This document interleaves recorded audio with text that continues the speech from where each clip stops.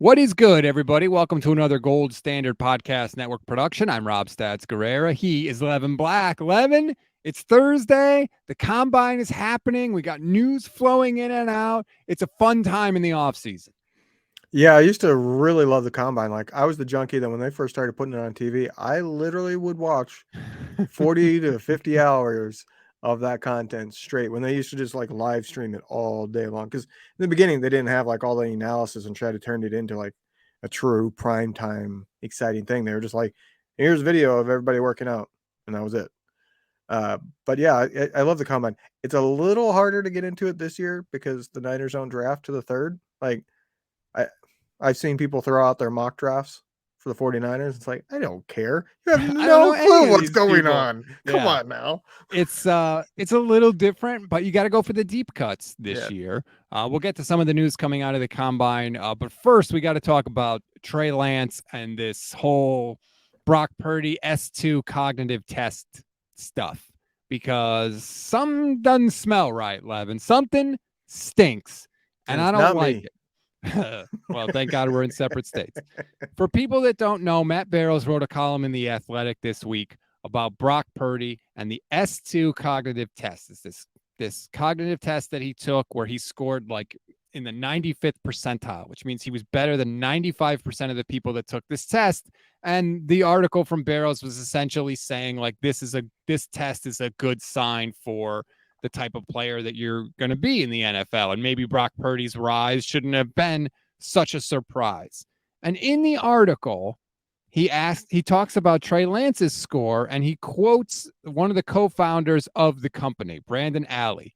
And the quote was, he couldn't reveal the exact number, but said Lance scored well, and quoted Alley again and said, Lance is not in the Brock Purdy range, but he didn't score poorly. Which that surprised me when I read it because everything we heard about Lance was that he was so great cognitively. Did that surprise you? Yes and no. It would have surprised me if you told me right off the bat, hey, Purdy scored better than Lance and Lance wasn't in his range.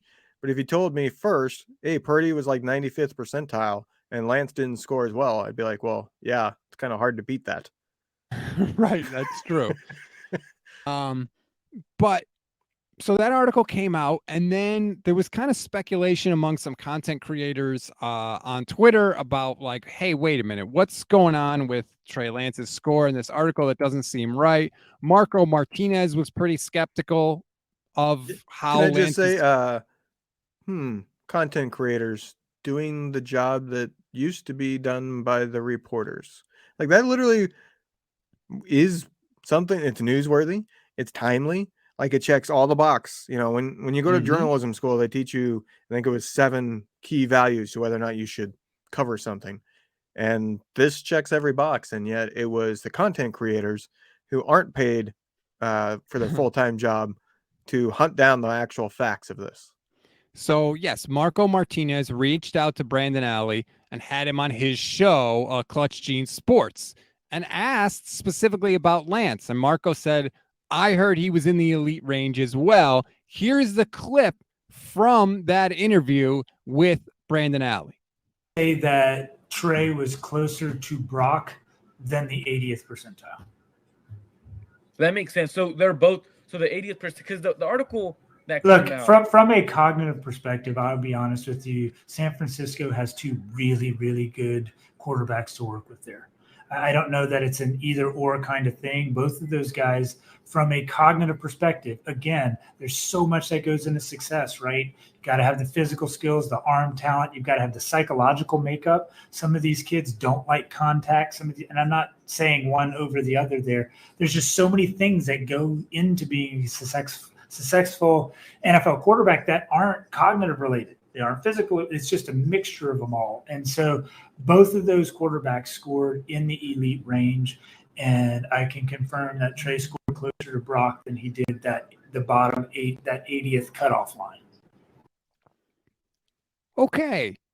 Levin, that's a little different than what was portrayed in the article. It's one thing to say Lance scored well, but didn't score the way Brock scored. And it's another to say Trey Lance was also elite, and he was closer to where Brock was than the cutoff of that 80th percentile. Right. So, I mean, if you connect the dots there, it means Lance scored somewhere in the high 80s percentile wise, Right. which is really, really darn good. Or low 90s, whatever. It's in that range. Technically, could have gotten in the low 90s, but I feel like if he was in the low 90s, he would have said they were in the same range. You know what Maybe. I mean? Because if I remember correctly, the actual article mentions 90 as a cutoff that very, very few quarterbacks get above. Mm-hmm. But yeah, so first off, shout out to Marco for getting that. And Yes. if you want to see the full video, you can go to his page. He's got the entire video on his page. But it's troubling to me because it's one of the writers I think I respected the most. And he dropped the ball on this. There's no other way around it. Either he had an agenda and he purposely edited the article to make Lance look worse, which is very odd and to put it nicely, troubling, because you have to wonder what the motives are there. Why would he have an agenda? Or he just flat out dropped the ball and didn't bother to get it, didn't bother to ask the question of exactly where he was and didn't get it put into the same frame that Marco got. And if a content creator that like I said, doesn't do this for full time is doing your job better than you and you're the beat reporter, that's troubling for yourself. That's the problem I run into with this. I try to figure out how this could have happened. And the two conclusions I come to is either Matt Barrows was horribly irresponsible or Matt Barrows was horribly incompetent. And Matt Barrows is neither one of those things. He's my favorite 49ers beat writer. He's been really good for a really long time. That's why I'm so surprised at this specifically, because it seems so out of character for him. But I don't know how you don't get that information, because it's like you said, he either didn't ask, which how could you not ask? The whole 49ers offseason is set up as Trey versus Brock. That's what it is. And Matt knows this. So he's been around the team. So how could you not specifically say, how did Trey Lance score? The only thing I could think of is that maybe Brandon Alley wasn't as descriptive with Barrows for whatever reason as he was with Marco. That's the only explanation I could think of. I mean, it's possible that he didn't think that this would blow up like it did. And after it blew up, he was willing to give more details than he was to Barrows. But yeah, I can understand if Barrows just didn't think to ask and push to get a more finite answer on Lance, that's forgivable. It's a mistake, but it's forgivable. It's if he had an agenda and he's purposely editing things to put Purdy in a better light and Lance in a worse light, that to me is not forgivable. That is straight out having a bias in your reporting, and that is the exact opposite of what you're supposed to have when you're the beat writer. There's a difference between a columnist and a beat writer, and the difference is bias. I can't think that Matt just said, I'm going to railroad Trey Lance and I'm going to make Brock look good. Like, I don't think, the more I think about it, I think that either Brandon Alley just was very evasive, because sometimes they're like super protective with these super secret scores, and we can release Joe Burrow's score because he said it's okay and all this stuff. And by the way, S2 doesn't work with the 49ers. Barrows also said that later on after it kind of blew up a little bit. But I just think it was very, very strange. And I also think that Barrows needs to write another article, and he needs to cite Marco's interview, and he needs to say, look, Trey Lance is right up there, because Marco's interview is not getting nearly as much attention as that article from Barrows. And that ain't right. Cause that's not fair. I haven't seen any of the beat reporters report on that interview from Marco, and they should be. Every single one of them, Branch, Mayoko, they should all be writing about, the 49ers actually have two great, and telling the story of what's happened in the past week. I don't get why they're not. And I think I know why. I just don't agree with it. They don't want to admit a content creator did their job better than them. Because writing that article, you have to admit that. You might try to phrase it differently, but everybody would be able to pick up on, wow, a content creator did this better than you. And look at this. Right now, the pinned tweet on Matt Barrows' account is that Brock Purdy article. It's right there. So it's like he's not running away from this. Like, he's touting this as like, look at this. This is the story. If you click on my account, the one thing I want you to see is this. And it's I think it's fair to say he was misrepresenting Trey Lance's performance on that test. While you got that up, why don't you go to your DMs? Let's see who's been messaging you. I don't have any DMs. You don't have any DMs? I know that's a lie because you DM'd me today. Well, yeah, but I don't have any new ones. I thought you were saying new ones. Yeah, no, we can't go to my. Are you serious? Let's stop this shit real quick. Okay, that's good. But yeah, no, that really bugs me because I feel like it's almost a pattern with Trey Lance, right? We didn't know about him lining up incorrectly until we found out about it from Tim Kawakami now to kind of, bolster his point about Trey not being ready and the criticism of Trey Lance that has come down after 4 freaking starts. I don't know what it is about this kid who seems to be super nice to everybody and super hardworking and all of the stuff that you would want. But it seems like for whatever reason, some people, I don't know, he gets a lot of criticism. I'll just say that. It's odd. I don't know what the motivations are there. There's certainly some things that come to mind, but I have no idea if that would be true, and I don't want to go there because I have no idea. I haven't met a lot of these beat reporters in person, but I do find it troubling the way the reporting has been, and I hope it changes because there's no reason. It's not that they have to sit here and praise Trey Lance. Like you and I both hate that side of it. We both hate the people that are bootlickers. In which we see on Twitter. Everybody knows who they are. It drives me nuts as much as this drives me nuts. Like, just be honest. That's it. You just got to be honest. If you're honest, I'll like you, and I might be nobody, but it's something. If nothing else, right? Edit your article and say, Brandon Alley wasn't as specific with me. He later did an interview with Marco Martinez where he said Lance scored in the elite. Like you can change the article, right? It's not set in stone. You got to do something. They won't. No, they won't. There has been one. There is definitely the 49ers media. I don't know if it exists in other fan bases because I don't follow other fan bases, but there is definitely a very big side drawn line in the sand between the beat reporters and the content creators.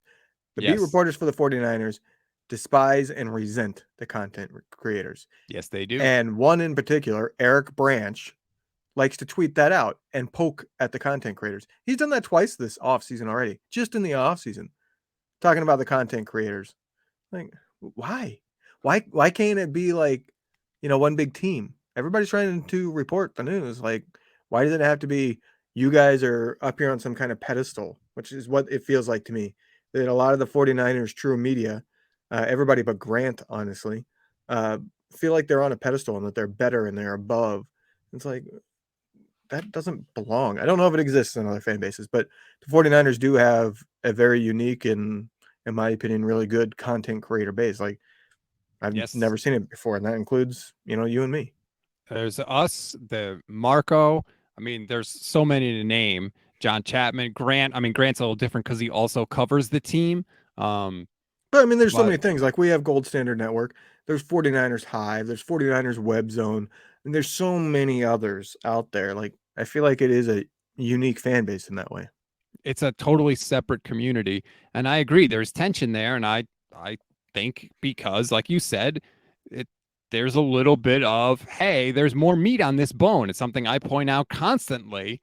And nobody likes getting exposed when they not doing what they should be doing. So I just think that's really weird. And I hope we get some sort of update. Again, I like Matt Barrows. I respect Matt Barrows. He is my favorite 49ers beat writer, but something stinks on this one. I'm going to reach out to Matt and see if he'll come on. Cause I'd love to pick his brain and just say like, dude, what happened? Like, how could you have done this?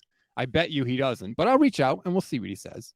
It would be funny if his explanation is, well, I had something in there, but my editor took it out.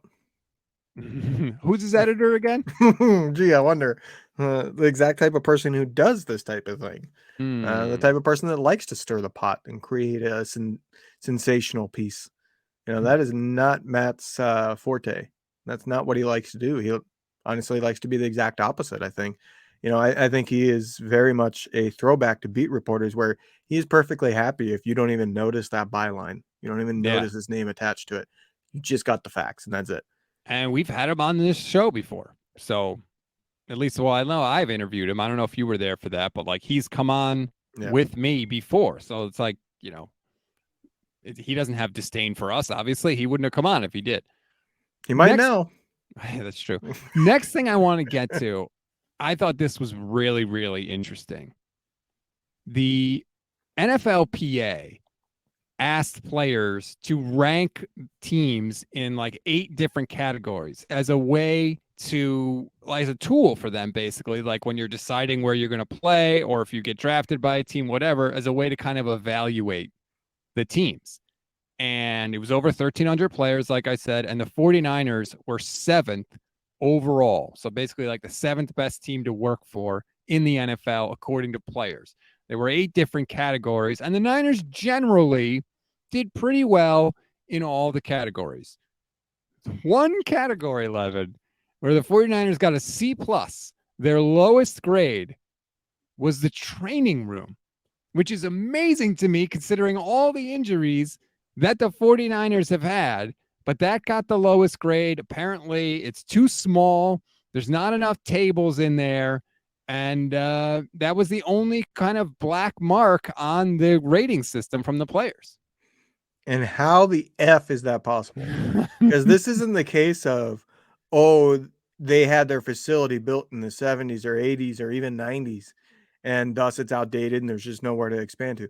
This was built in the 2010s when Levi's was being built. It is new. There's no excuse for that. Like, I can understand if like you got low marks, I wouldn't like it. But if you got low marks on just like how much you're willing to spend, like the food, you know what I mean? Like, yeah, okay, that's just a cheap owner. But when you built brand new facilities, both practice and stadium, and you built them on the same site, and you got to pretty much handpick exactly what you wanted, and you come up with a too small of a training room, and you're the most injured team in the entire league, that's just odd, troubling. Maybe they don't get it. Figure it out. Expand the damn building. Right. I don't know. Like, just make I'm sure bigger. it's some kind of like locked in where, oh, we can't make this room bigger without tearing down a wall and making this part smaller. Tear it down.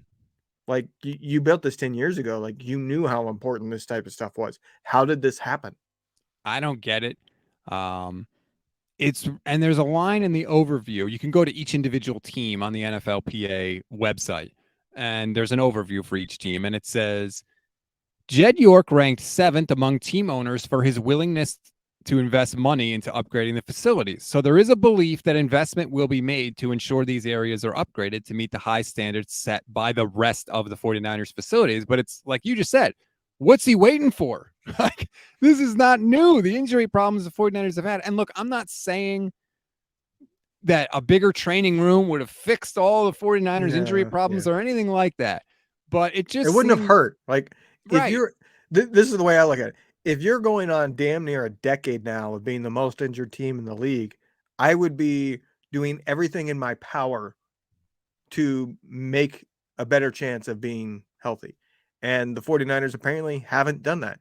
Now, they did get an A- for training staff, and that makes sense because they have completely overhauled the training staff twice in the last, like, I think 8 years, because it happened just before Shanahan came in, and then they've done it one more time in the Shanahan era. So they have the staff. It just seems like they don't have the facilities. Like you said, I don't think that's causing more injuries necessarily, but it certainly at least keeps the door open for maybe it does. And why have a maybe at this point? You've had, what, 7 years to fix it. And it seems like Jed York has been willing to spend money. I know he spent a ton of money fixing the playing surface in Levi's because it was horrible when it first opened, and he spent a ton of money, and now it's one of the best in the league. So we have actual proof of Jed York saying this is a problem and we need to fix it. Except in this case, and like you said, I'm sure there's architecturally, there's something, but like whatever, teams renovate their buildings all the time. Money is no issue for the 49ers. They are rolling in money. So like, what are we doing here? And again, it's not like I'm outraged or anything like that. I just thought it was interesting. If you're interested in some of the other grades, that the 49ers had.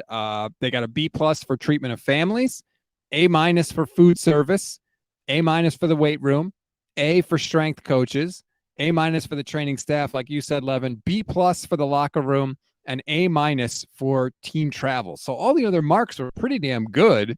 Right. The B+ for treating families probably would have been an A+, except for those families have to buy property in the Bay Area. That's true. No, they are one of 14 teams that do not offer a family room.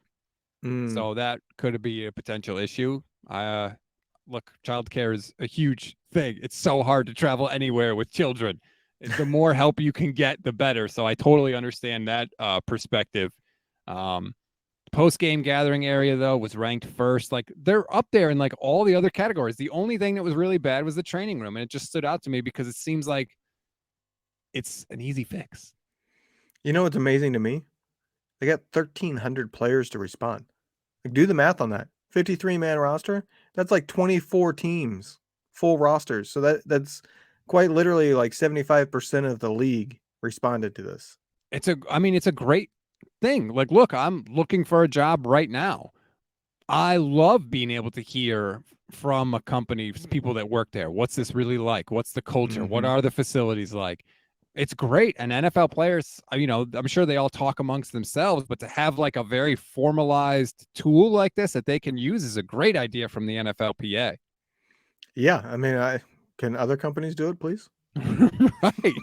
Please rate your food on a scale of A to F. Like, I would love to have like verified concrete evidence that yes, this company would be worth working for and this company would not, because all of the studies that exist out there, you don't know the truth behind them. Because there are companies out there that claim, oh yes, we've gotten all these surveys from employers and we have our rankings and all this stuff. It's like, I don't believe you have enough of a body of evidence to actually know. There's too many companies out there, all that stuff. The weird thing is, like, you can't just be like, oh, who are the successful teams? They all grade high. Right. The Chiefs were 29th out of 32, and they just won the Super Bowl. That's not overly surprising. I have worked for that family. What? When? Lamar Hunt is the brother of the guy for the company I used to work for in North Dakota. Dude, why do you always do this? How do you always have some sort of work nugget? I worked for Petro Hunt. The Hunt is the fact that he's Lamar Hunt's brother. He's the brother, the one I worked for, that nearly went bankrupt in the 70s because he and another one of their brothers literally tried to corner the entire silver market. At one point, I think they bought something like 70% of the entire silver market, and the U.S. government figured it out because they used a bunch of like fake companies and all this. And they're literally trying to corner, like, you can literally go back to the price of silver and look at the graph and you'll see the spike all of a sudden. And it's when they tried to do that, and the U.S. government came in and cracked the whip on them, took them down from monopolies, made them basically sell off at huge losses, fined them massively. And so they're all the children of God, I'm forgetting his name. You know the show Dallas? Do you remember the show Dallas? I know there was a show called Dallas. I'm not that old. You know the main old guy? No. You don't know the main character of Dallas? No, the proprietor. I'm 38. When would I have seen God. Dallas? The only JR. Dallas I know are the Cowboys. You don't remember? Okay. So the main character in that, he's been in advertisements and all sorts of other stuff. He wears the hat. He has the accent, all that. It's based on their father. Because their father, like, I'm getting way off track here, but Lamar Hunt's father and the father of the company I used to work for, his owner, the way he made his money is he was a gambler. And in, I think it was in Vegas, on a poker game, he won the oil rights to all of West Texas because somebody had it before that market went boom. And then it went boom right after he got all the rights. And so he was able to like literally use it, sell some portions for tons of money. At the time of his death, one, he's believed to be the first ever true billionaire. Two, at the time of his death, he was believed to be by far the wealthiest guy ever. So all of his children went off and got all this money. And that's where Lamar Hunt got his money from. H.L. Hunt. Yes. Haroldson Lafayette Hunt Jr., technically. Well, that's a crazy story. And once again, Levin just has tales of The employment funny thing is from that Levin Black. they didn't offer Chiefs tickets. They offered if you went, our headquarters were in Dallas. If you went to Dallas, you could go to a Mavs game or you could go to a Rangers game because they had box seats that if you put in a request, if you were coming for a visit, you could potentially get those. But they didn't have Chiefs, even though his brother owned the team. Weird. If you're wondering, by the way, the other teams in the NFC West, Seattle was highest. They were 11th. Highest after the 49ers, I should say. They were 11th. The Rams were 25th, and the Arizona Cardinals 31st. And how in the F are those two teams so low? Because the Rams, they got their brand new everything. The Chiefs, it's not that old. It's only a little bit older than the 49ers. And there's nothing but land in Phoenix. So it's not like it's as hard as in San Francisco or LA to buy up enough land to have good facilities. They got a D in treatment of families. The Rams got a D in food service, a C in weight room, a D plus in training room, a D in locker room. Is it worth all of that to not be in St. Louis? And they can't even sell out their own stadium. So that's a shame. But anyway, well, they can if they play a good enough team. I mean, yeah, because their fans will sell out. But I mean, like you hear, players talk about the 49ers and how they're such a good organization and all that. And this backs it up. Like, this isn't just them like puffery in an interview somewhere. This is like legit a tool that players are going to use. And it's nice to see because let's be honest, there were times when this organization was a joke and a laughing stock, and they weren't that long ago. That is true, but I mean, this doesn't surprise me at all. This is the team that if they have an East Coast trip, they literally stay in a luxurious resort for the in-between week. Like I said, that resort's like 4 hours for me. I looked it up this past year. And the Greenbrier. Yeah, I thought, well, maybe I'll get a room. The cheapest room is like $500 a night. I was like, I don't think I'm going to get a room there. Come on, Levin, you're rolling in that gas money. Well, you could pay me. I could pay you. I don't have any money. I don't even have a job. With what am I going to? I could pay you with peanuts. I could pay you. Oh man. All right. SB Nation could have done it. Well, Put it that way. You could have convinced your old bosses. SB Nation could have done a lot of things. Yeah. But they like didn't. Sell ads. So I'm going to skip over that. John Lynch at the Combine. Was there anything he said about Brock or Trey Lance that caught your eye? He talked at the podium. He also spoke with Matt Mayoko and said that Shocker. I know. The only thing that Lance needs to do to develop to exactly the player they thought he was going to be is play. Which, when I heard that, I was like, all right, the Niners need to stop talking about the quarterback situation, because now they're just contradicting themselves, because I felt like that contradicted what he said at the podium. But if they believe that, then they better start him over Brock Purdy, right? I mean, if you gave up heaven and earth to get this guy, you took him 3rd overall in the draft, and all you think he needs to play is reps, then why would you ever put him on the bench? All of John Lynch's comments from this past week lead me to one thing. They know Purdy's not playing. Oh, or they really? think it's very unlikely that he's going to be able to play this season. And that means their only chance is Trey Lance, because the tune has changed. It is suddenly, well, Trey Lance, we really believe in him. He, all he has to do is play to be really good. Oh, I think he said things along the lines of, oh, Trey Lance, he's doing a lot of the right things. He's exactly the type of person you'd want to be. He's great at leadership. He's basically building him up. It seems like to me that there's been a shift in the team's thoughts that, okay, we need to instill as much confidence in Trey Lance because we don't think Purdy's going to be available this season. So we need Trey Lance to be the real deal in order to win a Super Bowl. That's what it says to me. That's surprising, because I feel like most people did not come away. I came away with it like, if they could pick and if everybody was healthy, that Brock would be the guy, that they like Brock more than Trey. That's not necessarily untrue. That's true. But I think they think that it's unlikely Purdy will be able to play, at least in the beginning. Like, at this point, Purdy can't play until a few weeks into the season, best case scenario.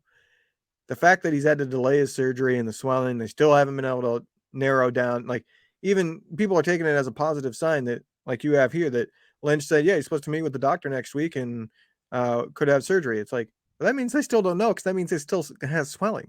Because if the Right. swelling was gone, it would be he's having surgery next Yeah, the week. meeting is to determine, can we do the surgery yet? So to me, I think they're looking at it as it's very unlikely Purdy's going to be able to play. That the signs are pointing to he's going to be out the season. So we need to do everything we can to give Trey Lance the best opportunity possible to be in the real deal, because there's nobody on the free agent market that we can afford that we will be able to win a Super Bowl with. And he did say, thanks to our own Jason Aponte, that the Niners will have to look into the quarterback market to insulate themselves. That's their new favorite phrase, against quarterback injuries this year. I should say there are a few quarterbacks out there that would sign to be a backup that I think the Niners at least have some chance of still winning a Super Bowl in a almost Joe Flacco-esque way, which we know very well that, oh, here's this mediocre quarterback who had some crazy hot streak in the playoffs and his team was able to win the Super Bowl. But the only reason why the team was in the playoffs and had all those opportunities is because everything else on the team was carrying that quarterback. Yeah, I think if you're going to do that, you can't be in the Super Bowl against one of these freakish quarterbacks like Patrick Mahomes, right? Like you can't really play any better than Jalen Hurts played in the Super Bowl against the Chiefs. Dude had 4 total touchdowns. Well, no, but the defense could play better. No, but like that's my point, is that like even if you have a quarterback that can go God mode, so to speak, and even if he does in the biggest spot, you still might not win if you're going up against another quarterback that can do the same thing. So if you're going to go with one of these veterans like we're talking about, yeah, they can be good enough to win a Super Bowl, but only if you're playing against somebody that's not Patrick Mahomes. You need to play against, like, you know, I don't know, Joe Burrow, who's still really good, but just not quite at that level. You need to play against Tua Tagovailoa would be a perfect There's a reason example. why, like 49ers Hive put out the tweet. I saw you responded to it. I responded to it. Would you trade, I think it was what, Nick Bosa, Fred Warner, and George Kittle for Mahomes? It's like, what? This isn't even a question. Immediately. I would trade, literally name any other players on my team. You want 10 other players? I'll give you 10 other players for Patrick Mahomes. Yeah, I agree. Like Warner, Bosa, and Kittle. First of all, Kittle, like, are you serious? That's like not even, it doesn't even count to me as like a part of the trade. The Chiefs just won a Super Bowl with Travis Kelce and Patrick Mahomes. The defense wasn't good. Right. The wide receivers aren't good. The offensive line was okay, but I mean, that's kind of like the Peyton Manning effect where Patrick Mahomes makes them look a lot better than they really are. Like they had a bad tackle all season long, and then suddenly he got good in the playoffs. But like, to me, I will give you everything you ask for, other than like every single draft pick I have for the next 3 years and my entire roster. You know, if you want the rest of my roster, I'll give you the rest of my roster, because you can't win a Super Bowl without a great quarterback in today's NFL. It's very, very, very, very, very unlikely. It used to be, yeah, if you have a good defense, you can still win a Super Bowl with Trent freaking Dilfer. That's not the case anymore. You're not winning with a Trent Dilfer. You might be able to win. Jimmy Garoppolo basically could luck into a Super Bowl if everything else stayed dominant. Like, I think that's the minimum, and you have to have. But things have changed, and finding a truly elite quarterback, let alone the generational talent that Mahomes is next to impossible. You could spend 20 years finding one. You could be the Bears and never have had one. How dare you disrespect Luckman? That's their best one. History. Their best one's Sid Luckman from like the 50s, but like that was before they were truly passing league. Like, he was good for his era, but it wasn't like, oh, they're winning because of him. He's their only Hall of Fame quarterback, if I'm not mistaken. Yeah, I don't even know how many like Pro Bowl quarterbacks they've had since then. But yeah, so the Niners, the quarterback situation, and like you said, I thought you had the best point about this, and I've been giving you a lot of credit for it. They got to know by March 13th, when the new league year starts, what the time frame is for Brock Purdy. They have to know. And you're right, John Lynch has been saying a lot of like, well, the time frames are the time frames, and every person is different, and they're kind of guidelines. Now you could argue maybe he thinks Brock will be back before 6 months, but maybe not. Maybe it's the other side. Maybe he's saying it's going to take a little longer than 6 Like months. I said, his comments this week saying we certainly have to look into quarterback free agents. He didn't just say we have to look into options. I can't remember exactly what he said, but he had an extra line in there that made it clear that they need to go for our top one. Because he said something like we can't count on, or even though we have Brock and Lance, we still need to look at options. That tells you what they think. Because if they thought there was a good chance Purdy's back by week 3 or 4, they wouldn't be going for a backup quarterback of any note. Because they would go, okay, Lance gets 3 or 4 weeks, and then we'll have Purdy back. The fact that they are outright saying, yeah, we need to look at other quarterbacks because we can't rely on what we have, tells you what they think about Purdy's injury. Think about what's coming up for the 49ers, right? So now you've got Brock Purdy. Hopefully a Super Bowl title. But like, let's say I'm just trying to glance at the calendar. Why don't I just take my phone out so then I don't have to turn my head so people don't have to see that. But, like, just look at the calendar. So Brock's going to meet next week with the surgeon. Let's say best case scenario, he has the surgery next Wednesday or Thursday, right? That's just before the new league year opens. So the Niners are just going to have an idea of what the time frame is. And then boom, new league year opens, free agency starts. It's like a horse race. Everybody jumps out of the gate at the same time. 6 of the top 10 free agents sign in the first 25 minutes, and we're off to the races, literally. So it's going to be an exciting 14, 15 days for this fan base. It'll be very interesting to see their strategy, because there's 2 different strategies here, right? The 49ers could say, no, we absolutely have to have a backup we can count on that we think could at least keep us afloat if he had to start and give us a chance at least. And so they hit the ground running and they try to get one right away. Or they go, there's 8 guys we're okay with. We're going to give it a week and we'll see who didn't get the deal they wanted and see if we can get somebody for cheaper. It's going to be fun. I think it's going to be I will say this. If they sign a quarterback in the legal tampering window, because from the 13th and 14th, teams can start negotiating, but free agency doesn't actually start till the 15th. Yeah. If they announce they signed a backup quarterback in that window, that tells you what they think about Purdy. Yeah, I would agree. Because otherwise, they'll just wait out the market. I don't think that they will. But yeah, that would certainly be telling. And that's the other thing now. Like, we're going to get to the point where we can start analyzing what they do instead of just what they say. Right now, all we have is what they say. Once we can get to the very point, little with this regime. Yes, exactly. They love to say crap to the media and then not follow through because the media doesn't call them on it. Content creators do. Now we've come full circle, baby. That's right. That's going to do it for this edition of the show. Everybody, please rate, review, follow the Gold Standard Podcast Network and the Niners Nation Podcast Network. I know you're tired of me saying that. It's probably going to be another month. It's out of my hands. I'm doing my best, but just stick with us for now. Please like and subscribe to the YouTube page as well. No matter what happens, we will be here for you. Anything crazy happens, we will go live. We'll do instant reaction podcasts. And we're going to start breaking down some of these stars at the Combine with Michelle. She's digging into it. So a lot of good stuff coming here. So you definitely want to subscribe and follow and be here with us. I promise we will make it worth your time. Levin, I hope you have a fantastic week. Yes, so do I. You? Wow. You very easily could. I just put that on a T for you to say, thanks, you too. And you didn't. Well, I mean, you get to spend your week in the basement still. Lucky me. Thanks, everybody. You get to do whatever you want. Yeah, that's what comes with being unemployed. That's the one perk. Right. I'm getting in a little Spider-Man on the PS4. All right. Thanks, everybody. We'll see you next week.